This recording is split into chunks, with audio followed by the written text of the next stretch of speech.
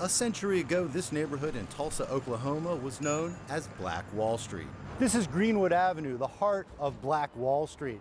It was one of the few places in the then heavily segregated United States where blacks were prospering. In 1921, a white mob attacked Greenwood, destroying nearly every building and killing up to 300 people. But for decades, no one seemed to want to talk about it.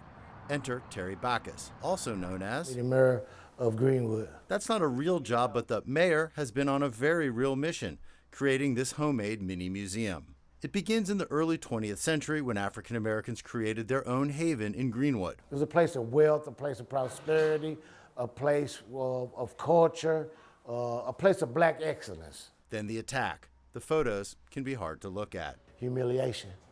So they wanted to humiliate you like, I got you. But the exhibit is about much more than just tragedy. The exhibit tracks Greenwood's history from prosperity to the disaster of the 1921 massacre to the neighborhood's rebuilding and rebirth.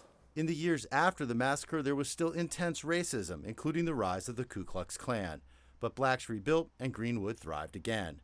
But in the 1970s, so-called urban renewal put a highway through Greenwood, and the neighborhood struggled. You know, like Greenwood been on life support to me for the last 50 years. Now Greenwood is once again rising. New black-owned businesses have popped up, and a history center will soon open its doors. Greenwood today is a place of remembrance.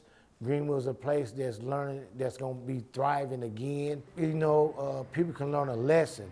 The whole country can learn a lesson on resiliency, on togetherness, on community. Jim Spellman, CGTN, Tulsa, Oklahoma.